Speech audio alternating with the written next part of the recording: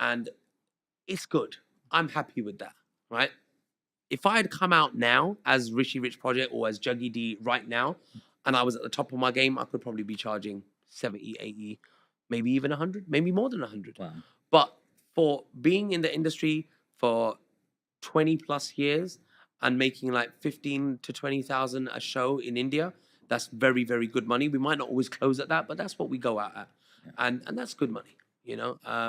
So, you know, I'm blessed. I'm happy, you know, but money's not everything. You know, I've blown a lot of money over the years, you know. I've been, like I said, ups and downs, and I've now come to a point in my life where I'm comfortable. Um, and I want out of life things that money can't buy. And that is peace, love, and happiness. Money can't buy that. What's been your biggest purchase? I've got all the nice things that I want. I got nice watches. I can't wear them now. London, I put them away, you know. But you know, when I go to a show and I'm with my security, or if I'm in Delhi, or if I'm in Dubai, then I'll take them with me and I'll wear my nice things. You know, I have property. I have nice car, not lots of it, but enough to give to my kids, give something, leave something to them. And I'm always still doing stuff, you know. We've got the rehab center now. That's a business. We were doing some for charity. But like I said, it's not just all about the money for me. It's about building something, building a legacy, having something to give to your kids. You know, it doesn't have to be millions, but just enough to give them a good start in life.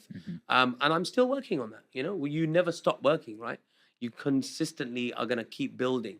So the more I do now is the more I can leave for my children when the time comes. But I'm happy. That's the main thing, you know. I'm happy. So that's what is more important to me, man. Is just having peace and having freedom. Freedom of being able to pick and choose what I do things if I get paid enough to do it, and not doing it if I don't want to do it. And that's a nice place to be in, I guess, man. 100. You know what I mean? Juggy, one of your kids come running up to you and say, "Daddy, I want to be a singer now. I'm going into the Lion's Den. I'm doing it." Yeah. What advice are you giving to your we child? do that. Absolutely. Let's do it. Let's go for it. Let's go for it. I tell them that all the time. Every single one of my kids, I say to them all the time, I said, anything you want to do, let me know. Because you have to let them flourish in what they want to do. You don't know what they're going to be good at, right? But it's got to come from them. I can't say to them, I want you to do this, I want you to do that, I want you to do that.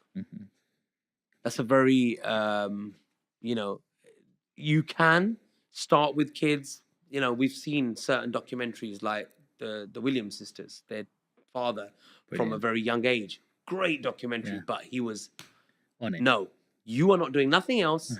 You are doing this, but look at the reward. Right. So there's that way of doing things. Are you like that? I didn't do it that way. No, I just let my kids be kids when they were growing up. I was enjoying life with them, and I've just kind of I have not done that with any of my kids. That I put them into something, and then sometimes I look at it and think, maybe I should have. Maybe I should have. But then it's like, I love kids and I wanted not just one or two. We've got three, right? And it's a lot of hard work. You know, it's a lot of hard work dedicating that time to one child. Then you've got three to do. And then you've also got to work and provide. So, you know, it's hard. And so I take my hat off to people that have been able to do that, you know, and have that balance where, you know, your partner is looking after one thing and you're doing, but really, do you have much time to yourselves? Probably not, right? So that's a big dedication, a big commitment. And then, but the reward is great. But look how many years later it comes, you know?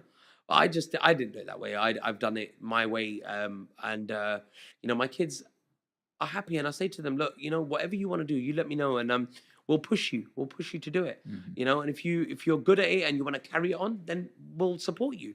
And that's how I've done stuff with my kids, you know.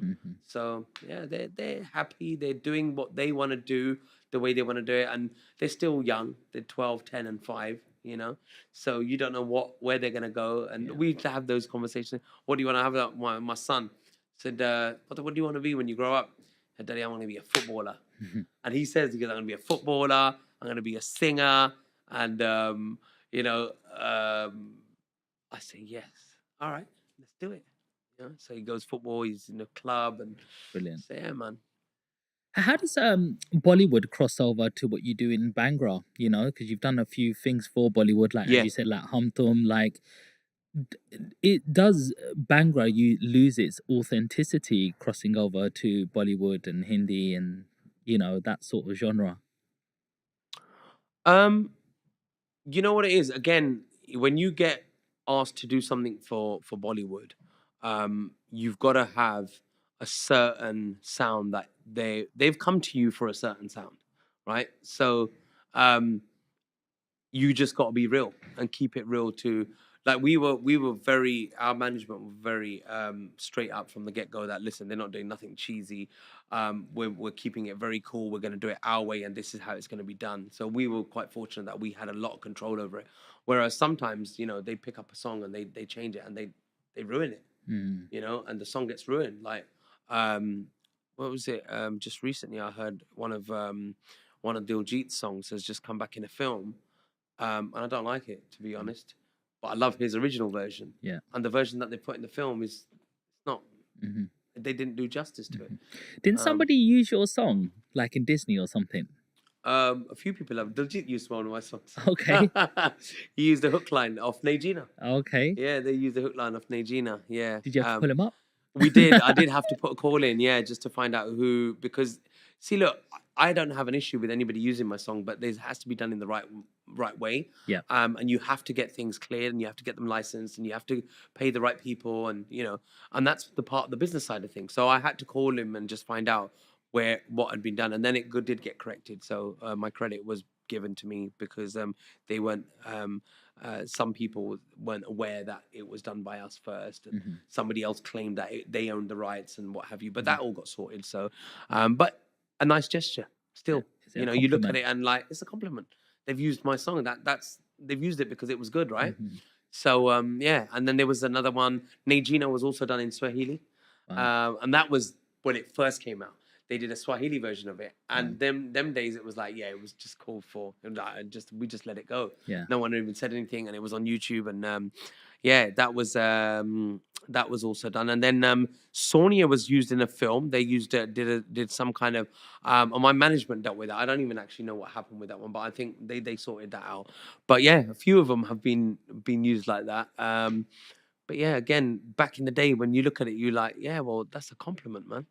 We're doing something good that people are wanting to copy our style. 100. So, what does the future bring for Juggy D? What's your next goals, aspirations? What can we expect from you?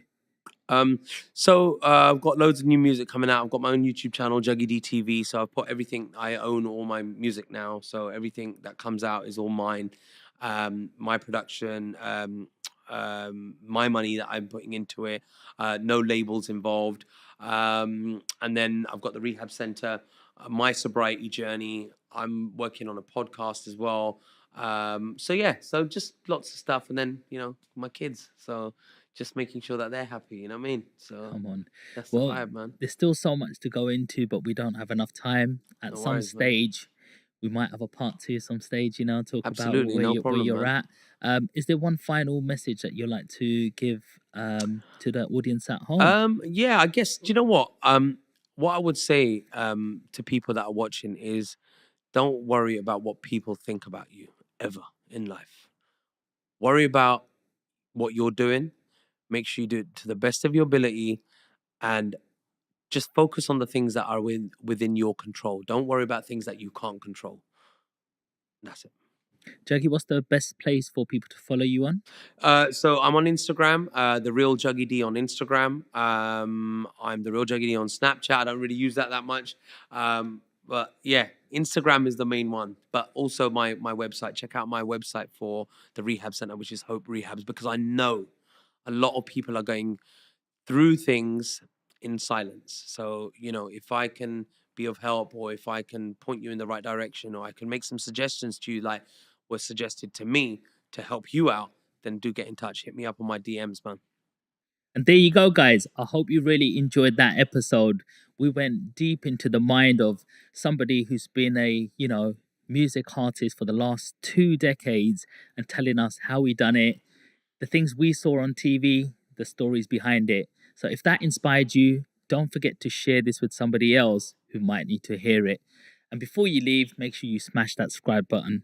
So until next time, see you later. Peace.